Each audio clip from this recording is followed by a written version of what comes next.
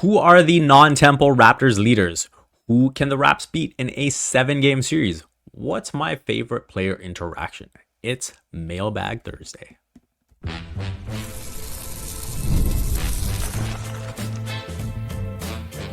You are Locked On Raptors, your daily Toronto Raptors podcast, part of the Locked On Podcast Network, your team every day.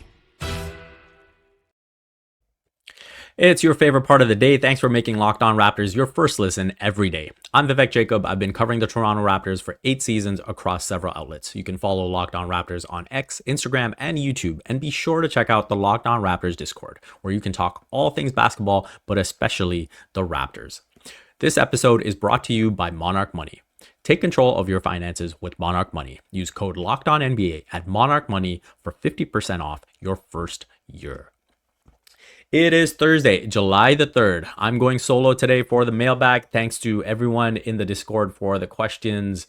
Programming note, I will be taking a day off tomorrow. I didn't take a day off on Canada Day because of free agency and figured it was better to be around for that. So things quieting down now, and the Raptors have kind of done their business. So not too much to touch on in that regard.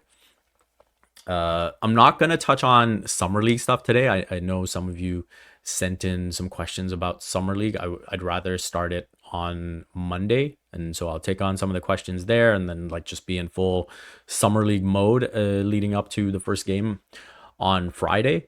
There's no roster surprises or anything like that. So not much to talk about in that regard. And so let's get right into it.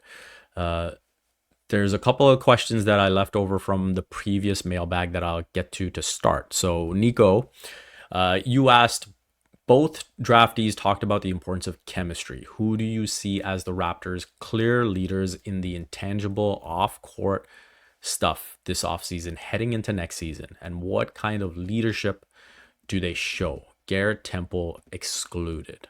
So leaving out Garrett Temple, I will start with Scottie Barnes. I think that Scottie has taken some big strides this past season. I think he came in with quite a few question marks after the way the previous season played out. And obviously, it was a lot to take in so quickly after the Pascal trade. And I think there were some moments that, he probably realized that he needed to learn from.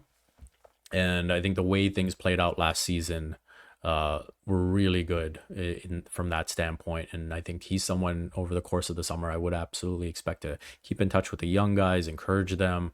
I hope to see him at Summer League supporting the guys. I think that's something that we've seen from previous Raptors leaders, and so it would be cool for him to do that. Next up, I would probably go to Jakob Poeltl, and I think that the leadership growth that he's shown is really great. Obviously, no expectations during his first stint with the Raptors when he was a young guy and there were enough leaders and he didn't really need to do that. But I think now, recognizing that he is a veteran on the team, that he is an important player on the team, and he recognizes that his voice matters, and when he speaks, teammates listen. So I think he's someone that I would also expect to be pushing the young guys and helping them take the next step, and also holding them accountable, not just the young guys, the rest of the guys in the starting lineup. I think Yak does have that respect just because of how professional he is, and just an all-around good guy and teammate, and so I think he has that respect. Another guy I'll quickly shout out is RJ Barrett. I think that he does have some quality leadership attributes. I think he's generally really supportive of the young guys, and not just that. I think he is someone that has a healthy relationship with Scottie, with IQ, with Yak, and always pushing them, always motivating them. They have kind of their inside jokes, and I think there's that comfort, when Scottie or IQ poke at his defense, or how much he loves to shoot and score. I think that's a healthy chemistry that's there. And so I think there is a leadership standpoint in terms of how he pushes them and how he's willing to be pushed as well. So I think those are the three guys I would highlight. I think someone that could maybe be added to the leadership growth next season, depending on how it plays out, is Jamal Shed. I think he has good leadership attributes. I think he's someone who now being looked at to shepherd the bench unit uh, could bring a lot of positives. And I feel that, if you're looking at him following in the footsteps of a Fred Van Vliet in Kyle Lowry's footsteps, just in terms of leadership and that defensive tenacity that they play with, I think he's someone that potentially could be a leader for the team this upcoming season. Next question. Jeff Zillen asks, is anything interesting in Raptors land going to happen over the summer? Or, am I expecting things to be pretty quiet? Well, we've seen, obviously, the roster get filled out, so nothing new on that front. I do think the possibility of an RJ Barrett trade exists at this point. I do feel that as the free agent stuff simmers down and settles down, and we see these transactions play out, some of these free agent signings are going to end up being signed in trades and whatnot. And so once teams have settled that, I think in Vegas, you might see Bobby get into some conversations and see what's possible with RJ. And again, this is, in terms of evaluating the fit, I think there's some questions there. And then I think financially, that's probably the main thing they're trying to address, right? Like they're just slightly over the tax, about 200K at this point. And so if there's a way for them to get under it, I think they will look to do that. And yeah, if nothing materializes over the course of July, then I don't think you would see anything until the trade deadline. So I think that's pretty much the only move that's really left that could happen over the next month. And beyond that, nothing else. Next, we're going to go into some for the first 20 games of the season. Again, Jeff Zillen with the question, what am I most looking forward to in those first 20 games? So I won't list the obvious stuff like what's Brandon Ingram going to look like as a Raptor? What's Colin Murray-Boyles going to look like as a Raptor? Like those are natural things that everyone's anticipating. I think fairly obvious, but I think it's important to start with him, Scottie Barnes. If he can come out looking like an all NBA player, I think that's a big thing for this team.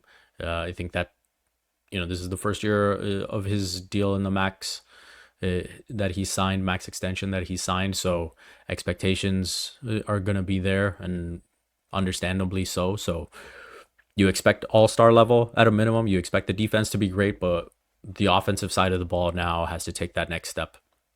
What is the three-point shot going to look like? What is the touch inside going to look like? How much did the hand impact him over the course of last season? So I think those are the big things. And then obviously, he has to find a way to be really effective around Ingram and Quickly and whatnot. Quickly, next up, his willingness to shoot. I think that's a big thing for me. That three-point volume has to go up. It's been pretty much steady over the course of his career in terms of three-point rate and in terms of attempts per 36 minutes. So that's something that needs to go up on this team. And so that's something I'll be looking out for in the first 20 games. And then I will say, in terms of a top three, I'll put Jacoby Walter up there. I'm very curious to see what he can become as a player at this level. And I think that if I were to look at a ceiling for next season, I would say he could potentially be the starting shooting guard by the end of the season. That's the ceiling for next season. So can the defense continue to level up? Will we see less of those rookie mistakes where he's falling for pump fakes or a little too overzealous, going for steals or whatever it might be? Offensively, can the shot continue to progress, the outside shot specifically? And I think those things would move him up a tier in terms of progression from his rookie season. Now, let's maybe take on one more question here before we go. Nico, potential lineup I'm most excited to see CMB play in. So we've got Nico, you've mentioned Jamal Shed, Jacoby Walter, Ochai Abaji, Colin Murray Boyles, Scottie Barnes as your most exciting lineup. That would be a very fun defensive lineup to watch for sure. I think just watching that group get after it and apply a ton of ball pressure uh, and just be really really active and intense on the defensive side of the ball would be really exciting. I will say that if we see a lot of that lineup, I think something has gone wrong. I think the talent that the Raptors have in the starting five, there has to be a way to stagger and have two of those five on the court at all times. Like the goals for next season, imagine if everyone's healthy and you see stretches where all of Brandon Ingram, Jakob Poeltl, Emmanuel Quickly, and RJ Barrett are on the bench. Like, what's going on? We'd have to ask Darko some serious questions. So with that in mind, I will say taking your lineup, I'm actually like, I would just flip Emmanuel Quickly and Jamal Shed. And I think, you have so much defense to protect someone like Quickly, but now you get the pull up 3-point shooting in there. You get, that outside shooting threat. And then you still have a ton of activity the rest of the way. So I think that's a lineup that I would think of that could do really, really well. Another one that intrigues me, I'd throw in is Jamal Shed, Jacoby Walter, Colin Murray Boyles, Brandon Ingram, and Scottie Barnes. So I think just the length of Ingram and Scottie and CMB together, I think that would be fun to watch and see how impactful they can be. And then, so I feel like you still have that scoring punch that you need in the 5-man lineup. And then I think you have the defense, right? Like you've got Shed in slotted for Quickly from my previous lineup now, and then you've still got Jacoby in there as well. So I think that's another one that would be really intriguing for me. Coming up next, we are going to get into some playoff talk. Ever wish managing your money felt easier? With Monarch Money, it can. Whether you're growing your savings or planning a big purchase, Monarch Money puts you in the driver's seat. It's like having your own personal CFO, giving you full visibility and control over your finances. Monarch Money is more than a budgeting app. It's a complete financial command center. You can track all your accounts, investments, and spending in one place. So in addition to managing your money, you're also building wealth. Having all my accounts in one app has been a game changer, and it is just so much easier to figure out exactly what I'm doing with all my money. Take control with your finances with Monarch Money. Use code LOCKEDONNBA at monarchmoney.com for 50% off your first year. That's monarchmoney.com, code LOCKEDONNBA for half off your first year.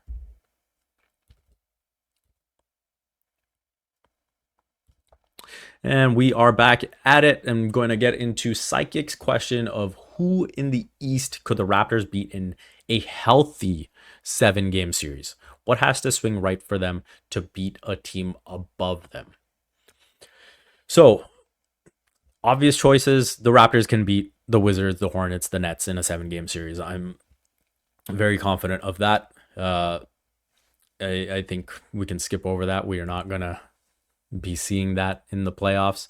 The next tier, I probably put the Bulls, the Heat, the Celtics in a similar tier. The Celtics have just lost so much. Drew Holiday, Porzingis, Cornette, Al Horford soon to go, and then obviously Tatum is out.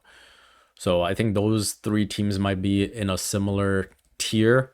We'll see how good like Simons, Derek White, Jaylen Brown can be. And then you've got Pritchard in there as well. But yeah, I don't think it's looking too hot for the Celtics. I think I would pick the Raptors to win those 3 series right now as things stand in terms of what we know about their roster. And then the next tier, I've got the Bucks and the Pacers. And I feel like with the Bucks, we still maybe haven't seen what their fully formed 25, 26 roster is going to look like. Giannis would obviously be the best player in this series, but I think the Raptors went out in terms of the depth after that. And yeah, I think the Raptors have some good length to throw at Giannis. I think that they've got uh, the guards that can cause problems for the Bucks as things stand in terms of that matchup. You've got Kevin Porter Jr. and whether it's AJ Johnson or Gary Trent Jr. who starts, that backcourt you expect Quickly and RJ Barrett to handle their business. Ingram obviously will get his. Jakob Poeltl versus Miles. So yeah, I like the Raptors right now. We'll see how that plays out. Pacers, again, like they're decimated, but with the losses of Tyrese and Miles, but I still think they have some solid depth. So I think they'll be competitive. Maybe they go into that tier with the Bulls and the Heat and the Celtics. But for now, I will give them that respect for their incredible depth that they showed and maybe be a notch above them. Now, this next tier is where I think it gets interesting, really interesting. The Pistons, the Hawks, the Magic. So with the Pistons, I do think that, say off the top, you look at Scottie playing Cade to kind of a draw. What's happening after that? You fully expect Ingram to be better than anyone else the Pistons have. They'll be relying on Jaden Ivey to now be that second scorer that Malik Beasley was. And then you have the matchup between Jakob Poeltl and Jalen Duren. I feel like, the Pistons defense showed some really good things against the Knicks, but I do feel the Raptors, again, with the starting five caliber and the way you'll be able to stagger the bench units, I think the Raptors should have the advantage against the Pistons. This could be a 6-7 game series, but I would expect the Raptors to come out on top. And this is where, when you take that top two of Ingram and Barnes, I think that could be a huge factor in a series like this. Obviously, Pistons fans will say, well, they went up against a top two in Brunson and Cat and did really, really well. But I do feel like, again, when you look at the Knicks, they maybe should have got more out of Mikal Bridges in that series. They probably should have got more, from the depth pieces. They didn't start using their bench, guys like DeLon Wright and Landry Shamet until later. And so I think that maybe is something that they could have gone to that would have made their life a bit easier. So right now, I actually like the Raptors over the Pistons. So let's look at the Hawks. I think the Hawks one is really interesting. I think we've seen stretch bigs cause problems for the Raptors. We've seen Cat dominate against the Raptors. I think Porzingis, again, I've been asked to assume full health, so I'm assuming full health. Porzingis, I think, would cause a lot of problems for the Raptors. Trae Young is an interesting one because he's someone who seems to enjoy the big moment and all of that, but he's also someone who makes Quickly more feasible in a playoff setting. Now, how does RJ fare against a guy like Dyson Daniels? How do Scottie and Ingram perform? Again, in the playoffs, as reductive as it sounds, like your best players have to be your best players, and Scottie and Ingram will just have to be great, and they'll have to be better. When you look at the forward advantage, like you would have to expect Scottie to be better than Jalen Johnson. Jalen Johnson's really good. And then are they playing Ricochet at the 3? I think they still have some starting lineup questions to answer. Like, are they playing Okongwu and Porzingis together? Or are they playing Porzingis at the 5? So we got to see how that plays out. I think this has probably a 7-game series written all over it. I think it'd be really tight, could go either way. So what would have to go right for the Raptors to win it? I think that uh, the Raptors at the forward position just proved to be too good. And so that combination of Scottie, Ingram, CMB proves to just be too good. And then, it kind of overshadows, I think the Hawks might want to think that they have the advantage at the guard position between Trey and Daniels and Nikhil Alexander-Walker off the bench. Obviously, they brought Luke Kennard into the mix as well. So they might think they have the guard advantage there. And it'll be interesting to see in a playoff setting how that plays out. So, yeah, I think this has 7-game series written all over it. Maybe for the experience factor, you edge it to the Hawks, but there's paths to the Raptors winning a series like this. Orlando, I think, is where it gets challenging and it does get tough, right? I think that this is one where you go the opposite way. Well, you still think the guards have the advantage, but in a different way. Like Jalen Suggs is going to be so difficult for Quickly to contend with. Then you still got Desmond Bane. So those two, you expect problems on both ends, right? And so I think that aspect of it is going to be tough. And then the front court, like that key battle between Scottie and BI against Paolo and Franz. Like a lot of that is going to come down to, a lot of that series is going to come down to how those two duos fare. And the one thing the Raptors would have to win is the matchup between Jakob Poeltl and whether it's Wendell Carter or Goga Bitadze or whoever it is the Magic have at end up having at center. That's the matchup that they have to win. Is there a depth factor here? I do think it can get in favor in the Raptors here. I think that if things hit right for the Raptors and their pieces like Jacoby Walter and Ochai and Grady are impactful, then I think that is a potential advantage. Obviously, Colin Murray-Boyles. When you look at the Magic depth, you're looking at Anthony Black and Tristan Da Silva, Jonathan Isaac. They've got Tyus Jones as the backup point guard now, so there's definitely an experience factor that the Magic have that maybe they will favor, and then overall, when you look at the fact that they've had a couple of playoff experiences, maybe you tip the hat that way as well.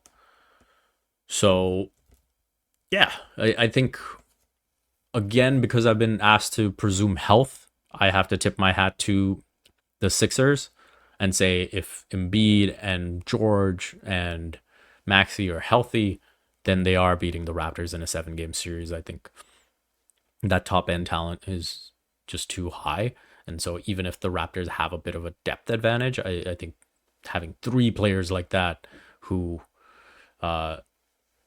it just becomes very difficult for the Raptors to win a series like that. If I'm assuming like average health, then it changes the dynamics, right? Because now I'm thinking about, okay, maybe Embiid plays like 50 games and what is he in the playoffs and all of that. But assuming health, I have to give that respect to Philly, the Cavs, the Knicks, to beat the Raptors in a 7-game series. So coming up on the other side, we will get into, hey, how are the Raptors building and, expectations and, hey, my favorite player interaction.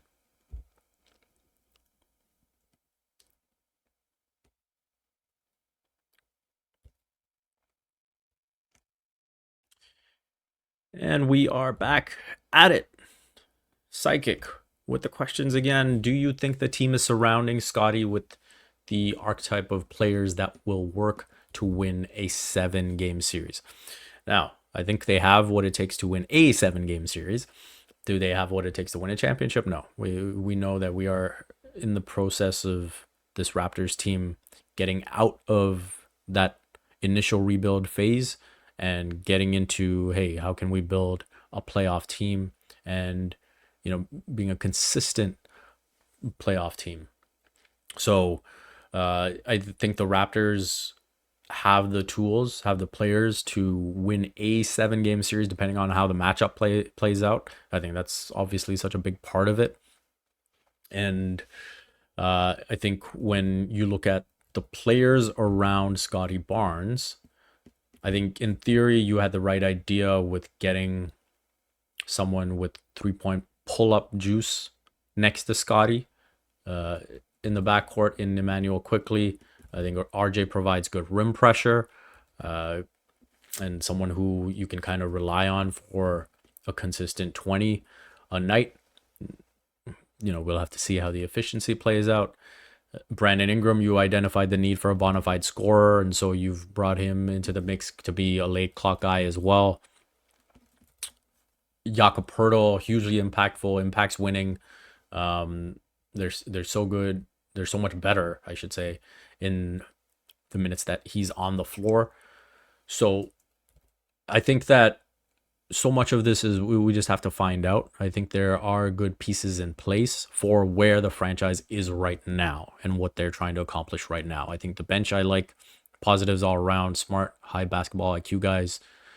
I would have gone a different way with the pick. For me, I felt that Carter Bryant was the guy. I think he comes in with a 3-point shot and offers maybe a bit more of what the Raptors need, whereas maybe CMB is a bit more surplus. But hey, we'll see how that plays out over the years. And I think in terms of just assessing building around Scottie right now, I will put the rookie pick at that. And yeah, overall, I think this is a roster that you can win a 7-game series with, depending on how the matchups play out, depending on seeding, all of that, right? Okay. Right Hook Ray 54. What should expectations be going into next season? I've got the Raptors just around a 45-win team. I think that, they should make a leap from that 30-win team. I don't think they were a 30-win team last season. I think they probably get closer to 37, 38 without, the stuff that was lurking in the background in terms of off-court objectives. But I think that this is around a 45-win team. Is a Giannis trade still possible? I don't think so. I think that the Raptors are pretty intent on being a sub-tax team. And I think that if that was a possibility or something that MLSE wanted to entertain and was willing to pay up the dollars for, then I think they would pay up the dollars to keep Masai around. I think it's as simple as that. So no, I do not think a Giannis trade is still possible. And are the Raptors committed to Brandon Ingram? I'll be perfectly honest here. I think that the Raptors are committed to everyone until the 26-27 season. I think the next 2 years are really big in terms of evaluation and assessment. And I think beyond that, no one has a super strong commitment, not even Scottie Barnes. I think the Raptors are going to use these 2 years to really assess what they have and make decisions accordingly. I think that's why the contracts are lining up the way they are. I think that, Darko is up until the 26-27 season. Bobby Webster is until the 26-27 season. So I think that's what we're seeing. Lastly, Garland for Quickly. I don't think the Cavs do that. They saw, the lack of size impact them in the playoffs. That's why they went out and got Lonzo Ball. So I don't see any reason for the Cavs to go from Darius Garland to Emmanuel Quickly. Would they be more inclined to consider something like Darius Garland for Jalen Suggs? Maybe that's more in line. But again, that is a contract issue. There's a big discrepancy contract-wise there. So Limbs 905, on a scale of 1 to Beal, how bad is the IQ contract? So I don't think it's like a really bad contract. I don't even know if it's a bad contract. It's not an ideal contract. I will say that. So IQ is at 5 years, 162.5. It can go up to 175 with incentives. just for comparison, for players who were kind of in that same mold prototype, Darius Garland, 5 years, 197 million. That can go up to 231 million. Tyrese Maxey, 5 years, 204 million. So let me like rewind a little bit. I think with Quickly, when he was before he got his new contract, I was thinking somewhere in the neighborhood of 5 years, 125 would have been like a fair deal. So then you price in a bit of, oh, okay, maybe the Raptors have to just like overpay a bit to keep him happy, have a healthy relationship, that type of thing. Maybe it goes up to 135, 140, maybe 150 at like the super high end. And so it ends up being 162.5. And the reason now this enters the territory of a bit of a difficult contract is because of the second apron stuff. And every $1 million matters now with the second apron. And I think that's where the Raptors have overpaid, and it can be costly, the extent to which they've overpaid. Like, for example, the following season, the cap is only expected to spike 7% as opposed to the 10% norm.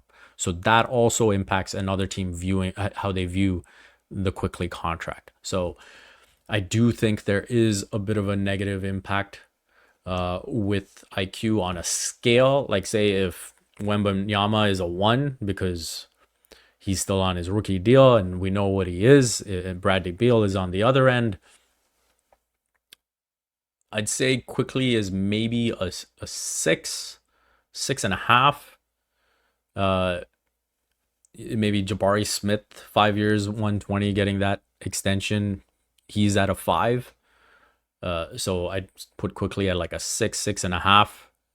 And that's a meaningful difference in terms of negotiating deals moving forward. Mummy Peak asks, is the Masai exit a decision that will genuinely feel impactful in regards to on-court product, or is it just vibes? So a lot of the bad in the last few years has come down to, how Masai viewed Pascal, didn't genuinely build around him the right way. Vision 6-9 around Pascal, like, that just does not make sense. Not extending Pascal was kind of his preference. Like, he was not in favor of extending Pascal. But I will say, as I wrote in my piece at Raptors in 7, Masai has bounced back from mistakes and failures really, really well. Like, the Bruno Caboclo pick turned into the creation of the entire Raptors 905. The Washington Wizards sweep became a trip to the conference finals the very next season. LeBronto turned into a championship. The other positives I'll throw in favor of Masai is like the relationships he had around the league, right? Like his eye for talent, his connections in Africa, and that whole talent pool, right? Like, those are big things that you are losing. So I do think the Raptors will feel the impact of that. And I think from a grander scheme, MLSE moving on from Masai shows a shift in objectives. And I think Masai is a big dreamer, wanted to accomplish big things here. And I don't think MLSE shares those aspirations. All right, to wrap up with this final question, Psychic asks, my favorite NBA player interaction story, if I have one. So I will let you in on a little moment that I shared with Pascal Siakam back in the bench mob days. So I got to cover the 16-17 season, and I was mainly covering the Raptors 905, and that's where I first kind of got to know Pascal and talked to him just a little bit. And we're both big soccer fans, so was able to work some of that in. So sometimes we would talk about FIFA and things like that. And so the 17-18 season, the bench mob season, all of a sudden, that group is starting to get its shine and is glowing up. And I remember being in the Raptors locker room, and Pascal was sitting at his locker, and it was just a quiet time. And then he called me over, and he was like, "Yo, look at this, look at this." And Nike had sent him a like a keychain, and it was a Nike shape, but it was a chili like for spicy P. And I thought that, you know, how excited he was in the moment was so cool. He was like so appreciative of having that recognition. And it was, you think about the things he's accomplished since and how excited he was in that moment. That was really cool. Obviously, I appreciate the fact that, I mean, I was close by too, in terms of just calling me over. But yeah, I think just that joy. I think a lot of times when we think about Pascal, we think about joy, and I think that uh, that was a moment of joy for him, that was really cool to see.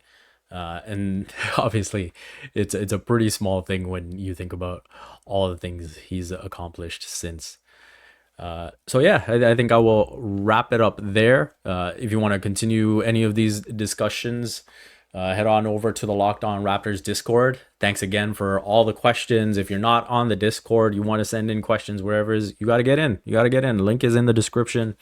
Thank you for making Locked On Raptors your first listen today. For your second listen, find the Locked On NBA podcast, where there is no off season. Doug, Matt, and Hayes keep you up to date on contract negotiations, rumors, and everything you need to be the most informed NBA fan. Find Locked On NBA on YouTube or wherever you listen to podcasts. Part of the Locked On Podcast Network, your team every day.